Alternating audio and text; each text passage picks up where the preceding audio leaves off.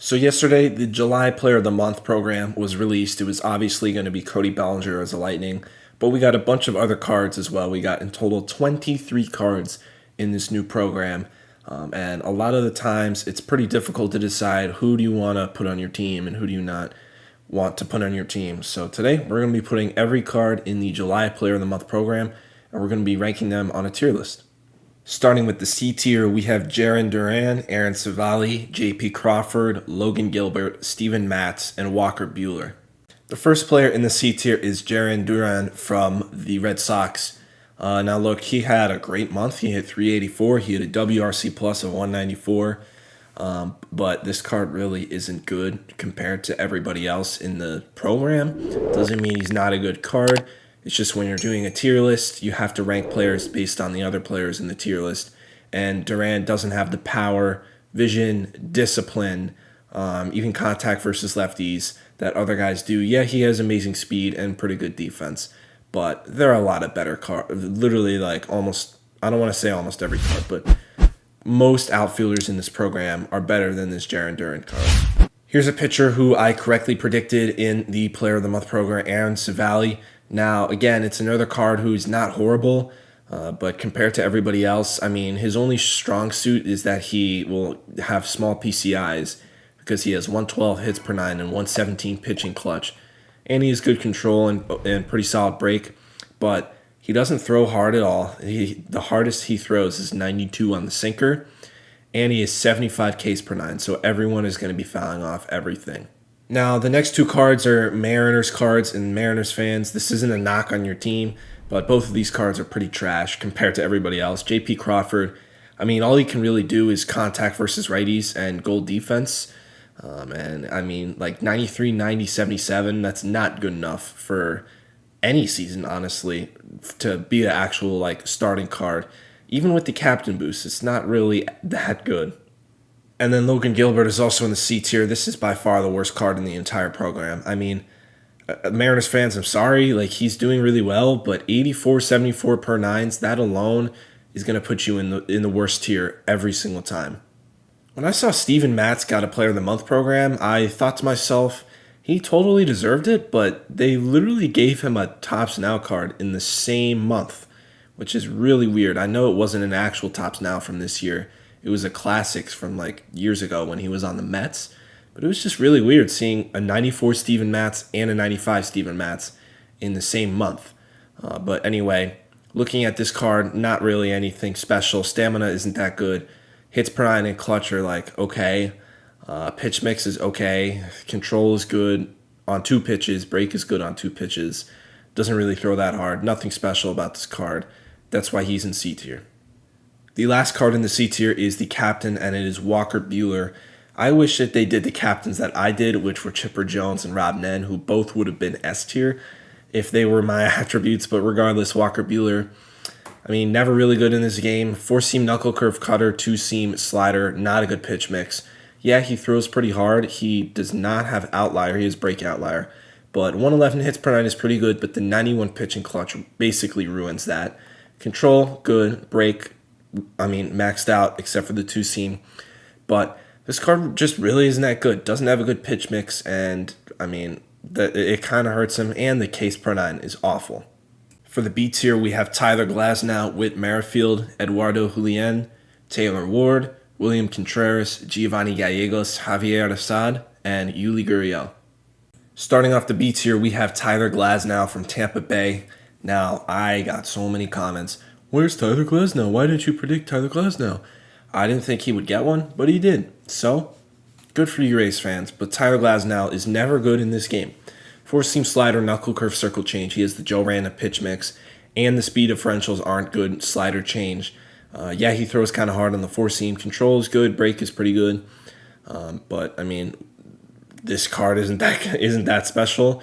The only reason he's above the guys below him is because he has better per nines. He has better Ks per nine than Civale and Buehler, and basically the same hits per nine in pitching clutch. So that's why he's in the B tier. But still, Tyler Glasnow cards aren't ever good. When I first saw that Whit Merrifield's Player of the Month card had 125 power versus righties, I thought I was looking at the wrong card. Whit Merrifield has never been a power hitter, but apparently he did against righties in the month of July. So I will give him credit. This is the best Whit Merrifield card because of that. But, 65 power versus lefties isn't going to get you anywhere near S tier. And he has gold defense. This is a solid card. But if you want to be an A or S tier, you can't have 65 power versus lefties. Does everything else pretty well, but I wouldn't put him above B tier. Eduardo Julian was a legend in the WBC for Team Canada and for MLB The Show.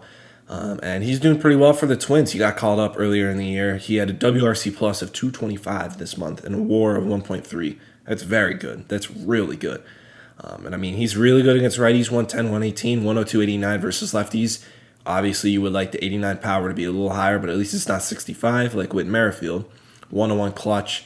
He's a goal defender with solid speed, so doesn't really do anything too poorly, but he's not better than the guys above him because he has lower power and pretty bad vision.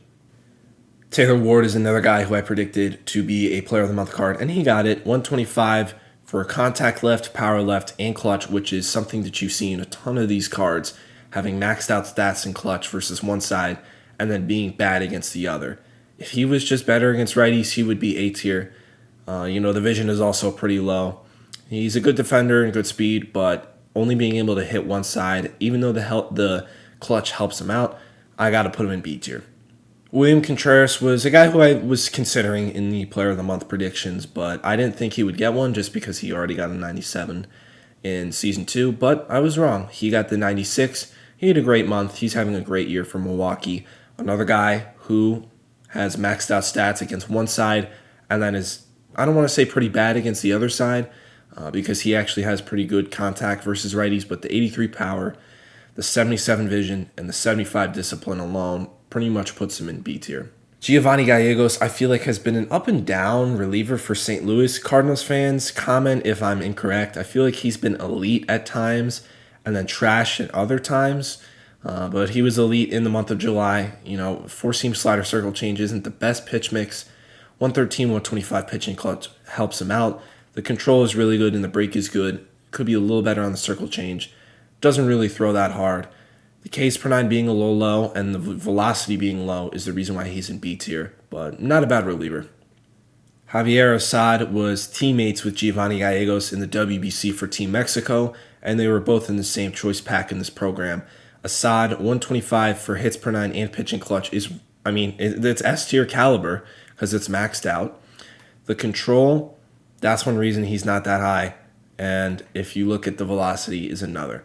The velocity and the control holds his card back from A tier or S tier because the guys ahead of him have one of those at least. Now, 50 stamina on a reliever is great too. Just want to point that out, but B tier. The last card in the B tier is Yuli Gurriel, the monthly awards hitting captain. I don't understand why they keep doing this every month.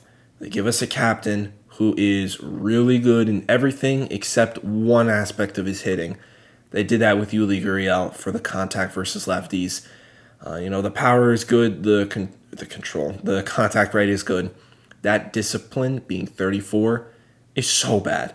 That is so unbelievably bad. He will be at best B tier.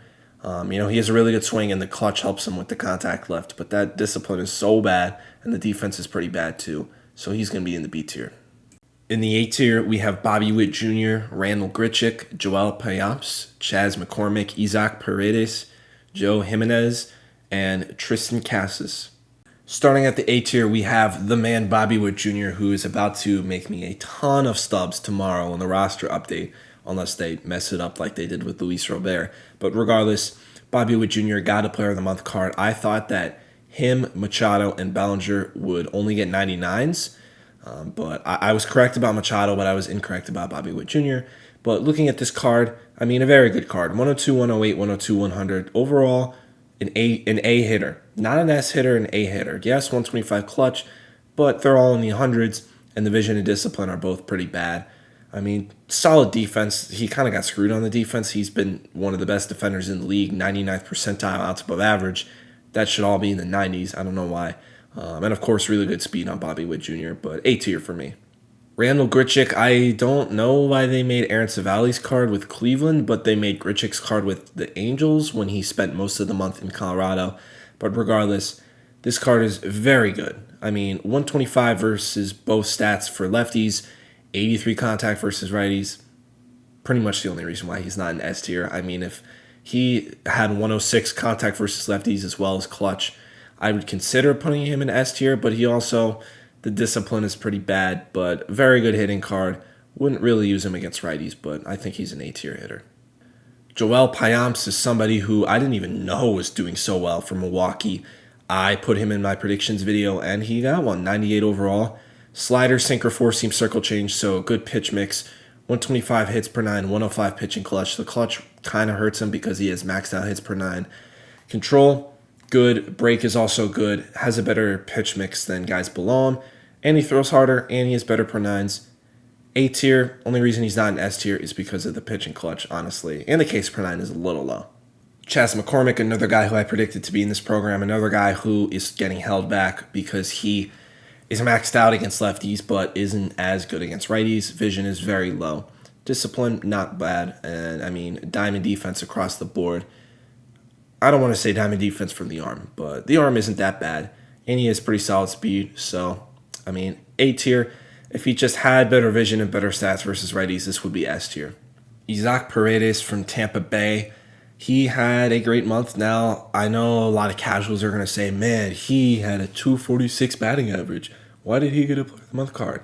Batting average is an overrated stat. He is an insanely good power hitter. I mean, he was traded for Austin Meadows, another Rays trade that doesn't make sense until it works out.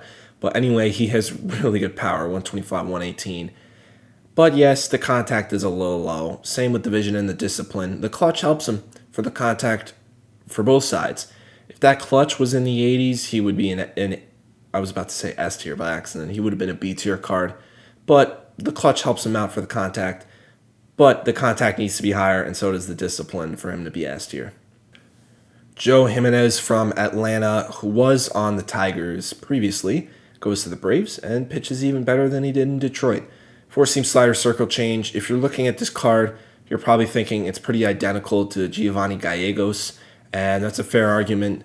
If we look at the control and the break, I mean, both like elite. Both are S tier caliber. The reason why I have him above Gallegos is because he throws harder. I mean, he has better Ks per nine, and I mean that's about it. Like Joe Jimenez is a little better than Gallegos because he throws better, has better control on break. So that's why he's a tier above him. Dude, I got so much slander for forgetting about Tristan Cassis in my Player of the Month predictions on TikTok.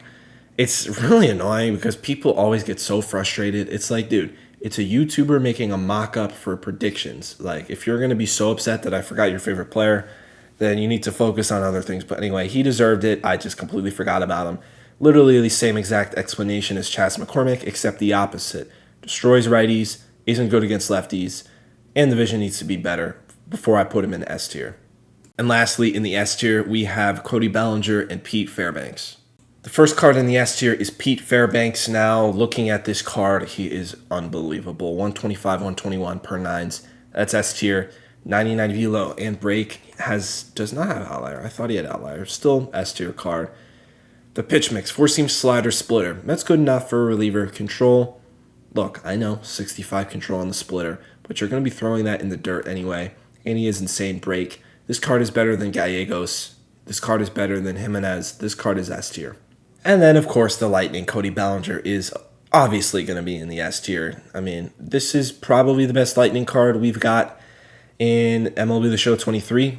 Probably the best Lightning Cody Bellinger we've ever gotten. This is like the third one.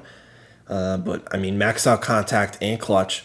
Has diamond defense, has good speed, can play the entire outfield and first base, and he has the discipline and the vision. We finally have a good Lightning card with vision. I'm not saying the other guys aren't good, like I use Shohei and I use Judge, but I mean the vision is definitely helpful. But Cody Bellinger, best Lightning card we've received in MLB The Show 23, obviously going to be S tier.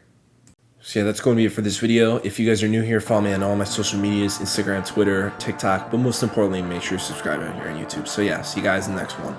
Peace.